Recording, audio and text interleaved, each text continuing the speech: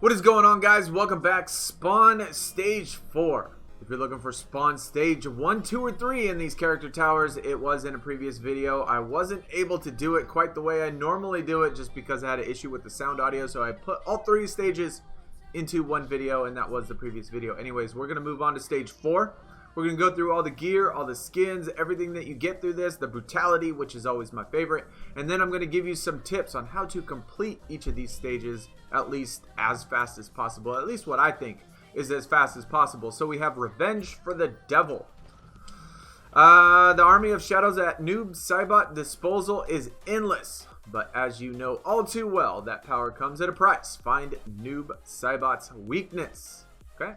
So we got brutality. Of course, just about in every single one of these stages except for the first one, we're going to find a brutality. Skin, a taunt, an intro, 3 sets of gear, or at least close to 3 sets of gear, enough pieces anyway.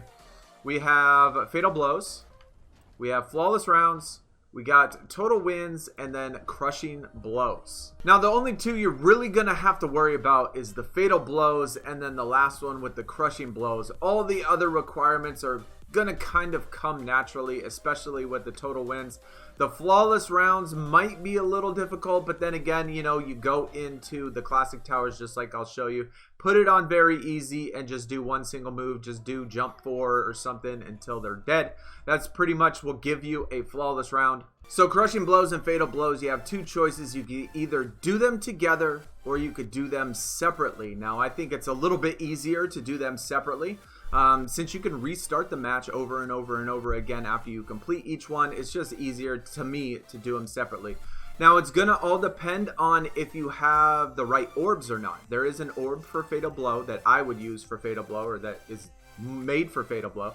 And then there's an orb that you should use for Crushing Blow.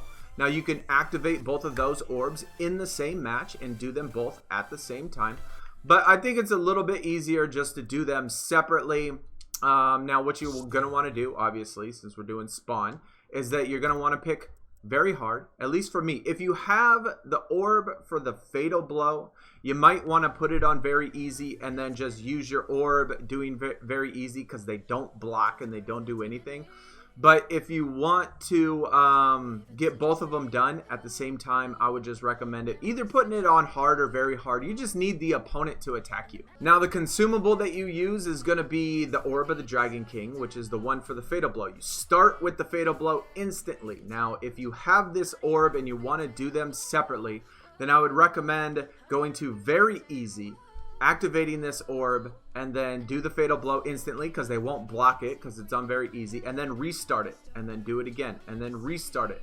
I know that they're going to ask for the Fatal Blow in Stage 5, so I'm actually going to save it for next stage because I only have one of them left. For the Crushing Blow, we're going to use the armor. Now the armor is going to be essential because while they're attacking you, you're not going to obviously want to get hit. You're not going to want to counter. You're not going to want to have to worry about any of that stuff.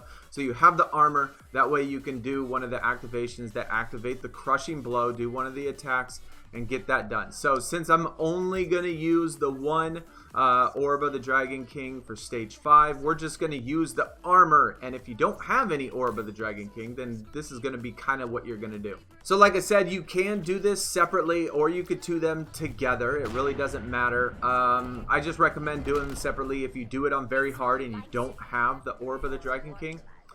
So we're going to activate our armor instantly. The only bad thing with the down 2 is that it only activates on a high attack. We got it. We reset it. So once you activate that Crushing Blow, and now we could have waited until we got all the way down, did our Fatal Blow then, but to me it's just easier. It's just as quick doing it separately. Now she's going to attack again. We just do the down 2. And if it doesn't work, if you run out of armor before before you get your down 2 in, then just restart it. I mean, you only need 10 Crushing Blows. It's nowhere near the amount of requirements that was once, you know, needed at the beginning of Mortal Kombat when it first came out. See, already 3 of them, probably under 60 seconds. Okay, now let's say that you got all the crushing blows done, which could have only taken a minute. You know, we're still restarting. We still have our armor. Now, this is where the fatal blow is going to come in, because if you don't have the orb, you have to be, you know, under 25%, so, or under 30%. And so, in order to get, you know, your fatal blow, we're going to want them to attack us. So that's what we're going to do. And so we're going to sit here in the corner. We're going to activate our armor, wait till it gets a little bit lower, and then hit it. Now, the key thing here is the armor. Don't wait. Activate the armor just a little bit before you hit that point. Activate the armor. They're still going to attack you constantly. And so once they do it, once you hit that mark, then you just activate your fatal blow and do it that way. To me, doing it this way, doing it separate on very hard is so much easier, because it doesn't take very much time at all for them to attack you and get your health down really low. So that's kind of the recommendations that I would do. If you wanted to do them separately or do them together, you're obviously more than welcome to do that. But to me, it's just easier to do it like this. And see, now, same thing. We activated the armor right before we were going to hit that mark, that 30% mark, and then he hit us, activated the fatal blow, and got it. Okay, the only thing left, if you can't get the flawless rounds in the character tower itself, just go back to Survivor where we just were, right, when we did all those other things, the crushing blows and the fatal blows. Except this time, put it on very easy. Very easy. You obviously want to make this as painless as possible. And then just do, you know, whatever you want. It's on very easy, so sometimes they'll do attacks. Sometimes they'll just stand there. Sometimes they'll just, you can do throws. You can do whatever you want. They will do the fatal blows. Like sometimes they'll activate the fatal blows in there, in which case you got to, oh, you see that? He blocked my throw. But then we just got a flawless round. So it's pretty much that simple. Just put it on very easy. Sometimes they'll do an attack. Sometimes they'll get you. Just restart it. All right, let's get it. Stage 4, 3 loadouts. First of the loadout is Boot Battle Greaves. I like it. Cool looking design. Like the little spikes sticking out of it. It does look similar to the one that we got a little bit later, the Devil May Cry. It looks very similar to that one, but still, I mean, I like the design. It goes really good with this skin. The color red, the blue, all of that stuff. His arm piece. This looks similar to the one that we had, the boot, that looks just like this. I think we got it in like stage 2 or stage 3 or something like that. But still, not bad. And then his cape. The bones. I wish the bones would change color. At least maybe a different shade or something, just to see what it would maybe look like. I don't know. It might look better just like how it is with the natural bony looking color, but I kind of wish it would change color.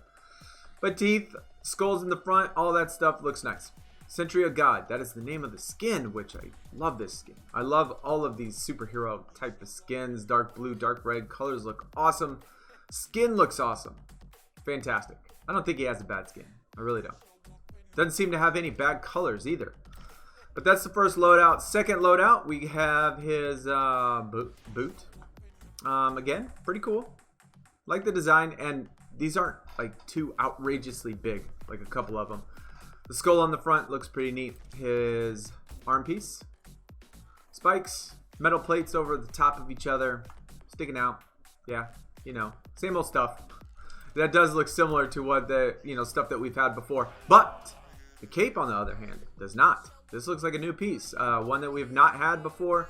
Like the face, like the little horns on the side or up the top of it, right? And yeah, it just looks good. You know, the collar looks nice. I like, of course, with Spawn, you know, the big high sticking straight up collar. The little horn on the 2 skulls in the front on his chest. Ghost of Al Simmons, name of the skin. Light blue, yellow, looks nice. This skin looks really good with, I guess, the cape, the arm, the leg. Fits really nice. I just put it in the order that I got it, so I don't know if they meant to make them, I don't know, kind of similar, maybe like they go together, but maybe not. I don't know. Still looks good though. Last of the loadouts, Devil May Cry. This is the one that I said, you know, earlier. We did get one very similar to this. Almost exactly the same, except the little spikes glow. Kind of like the glowing spikes a little bit better though. Soul in Agony. Arm piece, all metal arm piece. Metal spikes, metal everything on there. That's kind of different. And then we got his cape, which looks awesome. We did have one similar to this already. So we have seen it, but it still looks good. I really like it. Like the skull is kind of split in half, you know, half of the mouth on this side, half of it on that side with the teeth. And then the collar with the big bones, claws, feet, whatever they're supposed to be that's sticking out on the top. Look cool. Then his skin, the Impaler, all yellow. I like it. Like I said, all of his skins look nice. There's very few pieces of gear that I really do not like. All of his skins look really good. We did get another skin though that looks exactly like it, except just a different color, which I like a little bit better. I like this light blue. Makes his, you know, chest and the mask on his face just makes it pop really nice. That little light aqua blue. Same with his boot too, how it glows blue. Looks good.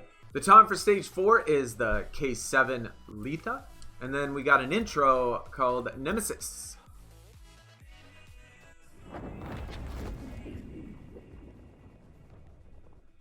Not as good as the other one, but still okay.